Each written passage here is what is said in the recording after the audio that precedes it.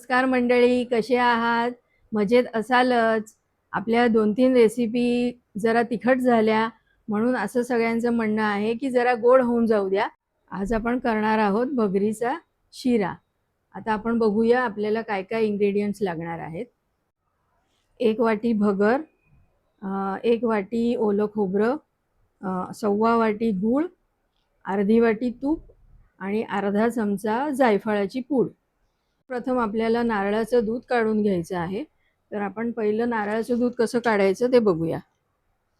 नारळाचं दूध काढण्यासाठी आपल्याला हा एक वाटी नारळ लागणार आहे.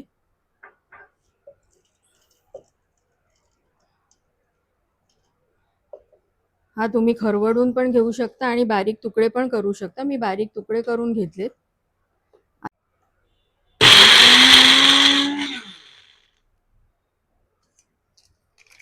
आता ह्याच्यात आपल्याला थोडंसं कोमट पाणी घालायचं आहे. नारळाचं दूध काढताना नेहमी कोमट पाण्याचा वापर करायचा, म्हणजे नारळाचं दूध छान निघतं.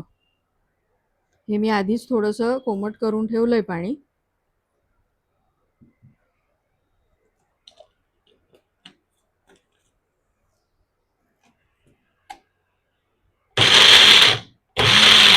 मंडळी, आता नारळाचं दूध आपलं झालेलं आहे. आता आपण शिरा करायला तयार करू. आता मी इथे कढई तापत ठेवलेली आहे. ती तापलेली आहे. आता आपण अर्धी वाटी तूप त्याच्यात घालूया. हे एवढं तूप आपल्याला सगळं लागणार आहे म्हटल्यावर मी सुरुवातीलाच ते टाकते.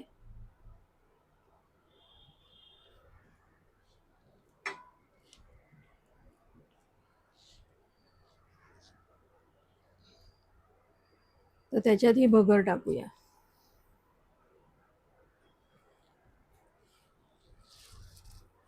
ही भगर आपल्याला मंद आचेवर चांगला रंग बदलेपर्यंत भाजून घ्यायची आहे. ही प्रोसेस झाल्यानंतर मग आपल्याला त्याच्यामध्ये गरम पाणी टाकायचं आहे. आता आपण ही प्रोसेस पूर्ण करून घेऊया. मंडळी, हे बघा, तुपामध्ये भगर आपल्याला अशी भाजून घ्यायची आहे आणि कंटिन्यूस ढवळत राहायचं आहे. जर तुम्ही ढवळलं नाही तर खाली लागण्याची शक्यता असू शकते. अशाच प्रकारे आपल्याला भगर भाजून घ्यायची. आता आपली ही भगर भाजून झाली. आता आपल्या ह्याच्यामध्ये एक वाटी गरम पाणी घालायचं आहे. हे मी आधीच गरम करून ठेवलंय आणि पाणी घालताना पण तुम्ही हे ढवळत राहा.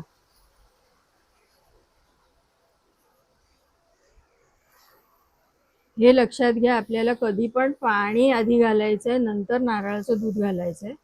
आता आपण नारळाचं दूध घालूया. आपल्याला जवळजवळ 1.5 वाटी नारळाचं दूध घालायचंय.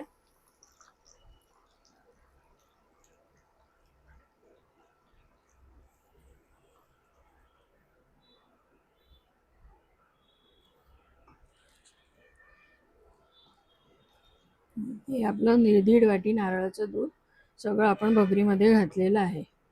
आता ही भगर आपल्याला झाकून ठेवायची एक 10-15 मिनिटं. तोपर्यंत त्याला चांगली वाफ येईल. हे बघा, 10 मिनिटांनंतर भगरीला छान वाफ आलेली आहे. तुम्ही बघू शकता भगर डबल पेक्षा जास्त झाली आहे. आता आपण हा गूळ सगळा ह्याच्यात घालणार आहोत. हा 1/4 वाटी गूळ आहे. हा तुम्ही किसून पण घेऊ शकता, पण मी बारीक चिरलाय. त्याला थोडंसं वितळायला वेळ लागेल, पण होईल. आता हा सगळा मिक्स करून घेऊ आणि परत एक 5 मिनिटं झाकण ठेवून वाफ देऊया. तोपर्यंत गूळ पण आपला सगळा वितळून भगरीमध्ये मिक्स होईल.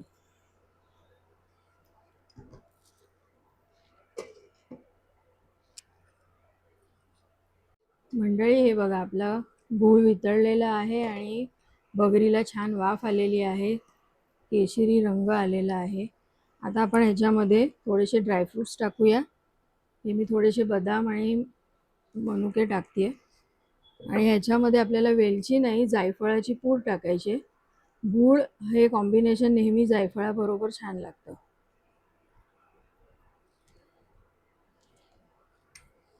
आता परत हे सगळं आपण ढवळून घेऊन 1-2 मिनिटं झाकण ठेवून वाट बघूया.